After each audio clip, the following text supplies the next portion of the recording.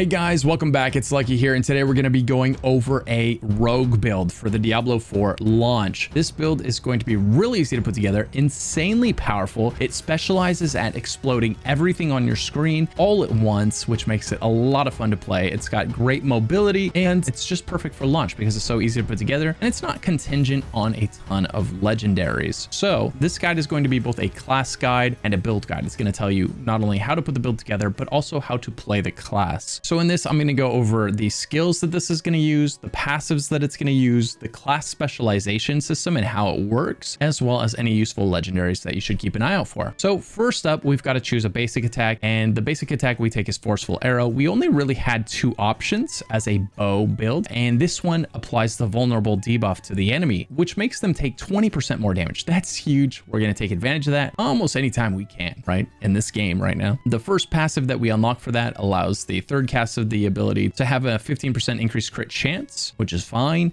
And then Forceful Arrow pierces through vulnerable enemies. So we have a couple ways that we make enemies vulnerable. So this attack is often going to hit more than one enemy because it's going to be piercing through them. So your core ability is going to be the spender, your resource spender. This is your big damage ability, and we're going to use Penetrating Shot. Penetrating Shot fires an arrow that pierces through all enemies in a line, dealing 379 to 463 damage. So it does really high damage relative to other skills to begin with, and it's going in a line. And if we have combo points, which is our specialization that we're going to choose, we get 3 combo points, and then instead of doing 379 damage, it does 721 damage. So roughly twice the damage that it was going to do, right? It's huge. It's really big damage. So what you're going to do is you're going to fire your basic attack 3 times, so you get 3 charges, 3 combo points, and then you fire this ability and it just deletes everything that it hits. For the passive, we're going to take Penetrating Shot, deals 10% more damage for every enemy that it hits, right? So it's going to pierce a lot of enemies because you're going to fire right through the middle of the pack, which means it's going to do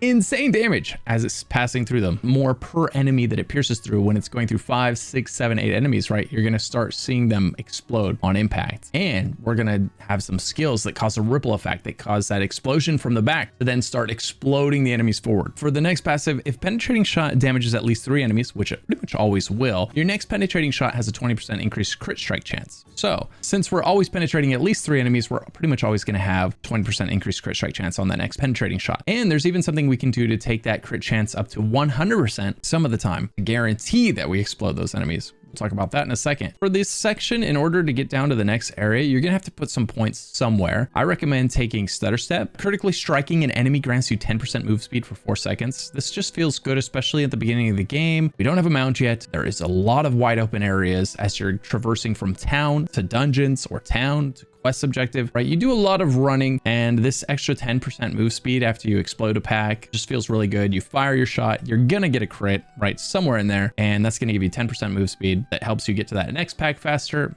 explode it, crit it, move to the next pack faster, right? And so on. The other one was you could gain 4% damage reduction, but I just didn't feel like I needed damage reduction. My character never really felt in jeopardy of dying, especially early on. So the move speed just feels a lot better to start. You can always change it later once you get to more difficult content if you feel like you need that damage reduction. All you do to change a skill is right click on the passive and it gives you the point back, and then you left click where you want it to go. The next set of skills are called agility skills, and for this section we're going to take Caltrops. Caltrops throws a big round AoE of Caltrops on the ground. This does a few things for us. It's going to slow the enemy by 53%, so they're going to be crawling towards you. And then because of these passives that we're going to take, the first one causes them to take 3% increased damage for each second they're in your Caltrops. So they're crawling through your Caltrops, and each second that they're in them, they're taking 3% increased damage. So the longer they're in there, the more damage they're going to take from you. And because they crawl 53% reduced speed, they're stuck in there for a while, right? Which means that damage is really ramping up while they're in there. This skill also is a gap maker as opposed to a gap closer. You throw it, your character lunges backwards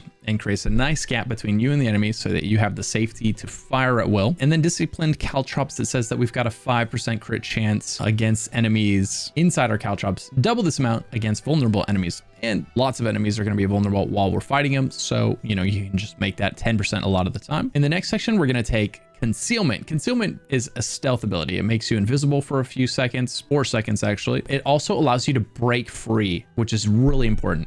So Diablo has some really long stuns, some really long snares, some really long hold you in place like crowd control abilities. And if one of those hits you, a lot of times you're going to be dead by the time the crowd control is over. Or you can pop this ability and it frees you from it instantly. It makes you unstoppable and grants you 25% move speed. So it can save your life, but you can also use it offensively too. So it's not just defensive. You use this and this first passive gives you 40 energy back when you use the ability. That's almost half of your energy. So that's a huge generator of resources for your core ability, your big damage ability, right? You run out and then you can pop this and you get half your resources back, and then you can go back to firing this if you want. The next one here is countering stealth. The skill that breaks concealment will always be a guaranteed critical strike. So this is nice because it kind of lends itself to generating resources and then using them to fire off a penetrating shot. And that penetrating shot is guaranteed to crit. So that 721 damage is actually going to do way more than that because it's guaranteed critical chance. The next section, we've got our imbuement skills, and we're going to take shadow imbuement. And what shadow does is it makes it so that every enemy that you kill with a shadow imbued arrow will explode and spread that infection to the enemy that it explodes on, which if they die, they explode and they spread the infection. And if they die, they explode, right? And it's that chain effect of if something dies, it explodes because of this. Well, because the enemies at the back of the pack always explode with this, right? Because it's doing more damage. Our penetrating shot does more damage for each enemy that it hits. That explosion starts, right? That ripple effect starts in the back, which then is doubled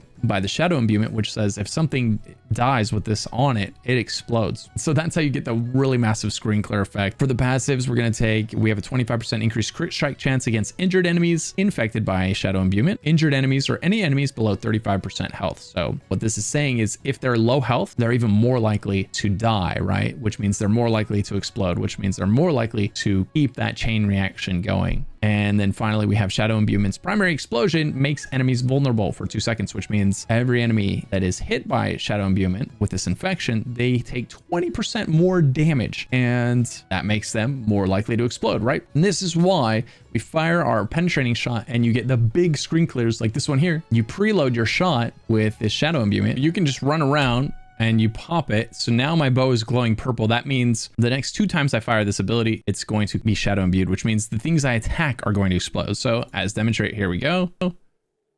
Boom. They all exploded. Or you can even have much bigger explosions like this one. You've got that. And now it says I only have 1 charge left. So caltrops this is your gap maker. Right? There's your caltrops. It puts that on the ground. Enemies are trying to walk through it. They're taking more damage the longer they're in there. Rain of arrows. And then concealment.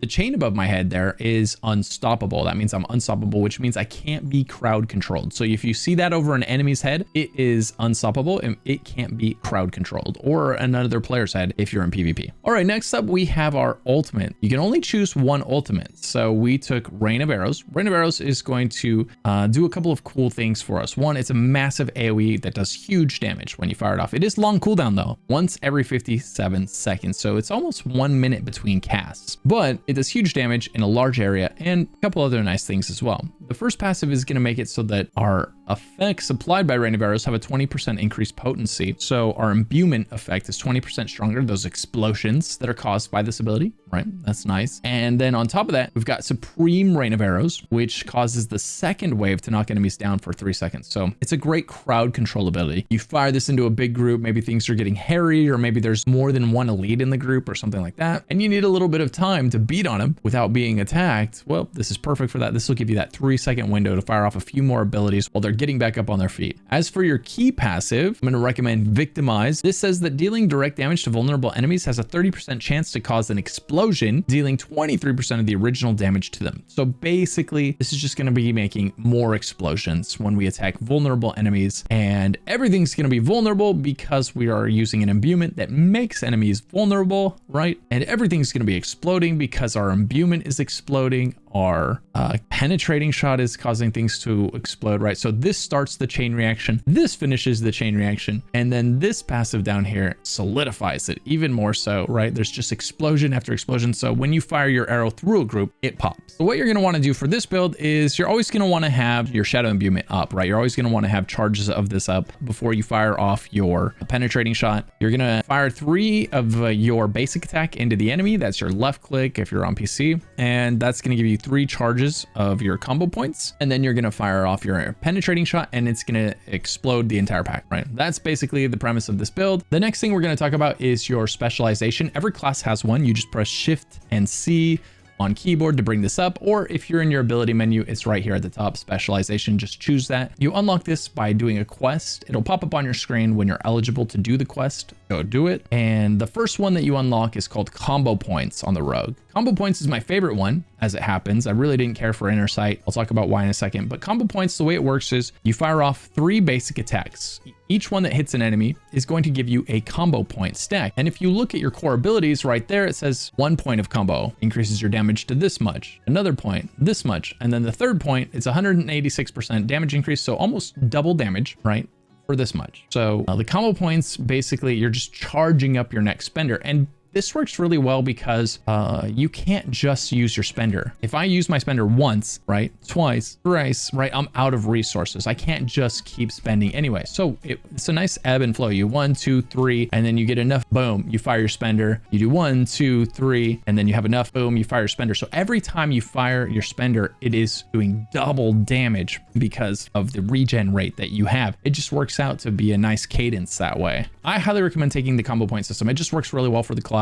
You basically makes it so that every time you use your spender, it's doing double damage. Whereas inner sight here, you could take this. It makes it so that your spender is free. It doesn't cost any resources once this is fully charged. The problem with this is this 4-second window comes at the most inopportune times. A lot of times it's kind of chaotic. You have to attack the mob that it tells you to attack. Like there'll be a screen full of mobs and you'll see this eyeball over one of them. And in order to fill the gauge for this to proc, you have to be attacking that one mob, which is inconvenient in itself, because a lot of times you just want to fire into the group and like explode it, or you just want to attack the boss, or you want to attack the ad, but it's going to be dictating what you attack to fill the gauge. And then finally you get a 4-second window when it fills up and the boss casts a pool right under you, some big dot, right? And so now you've got to run out of the dot and your 4-second window is ticking down while you're moving out of it, right? Doing a dodge, whatever. And then you've got like 1 second left by the time you start using it and it's over. The whole thing's wasted. Whereas with the combo point system, you charge it 1, 2, 3, and then boom, you fire off your big shot and you always get full use out of your combo points, unless you completely whiff on the shot, which, you know, that'll happen sometimes. That's okay. So yeah, take the combo point system. It's the first one you get, which is convenient because it's the best one so far. And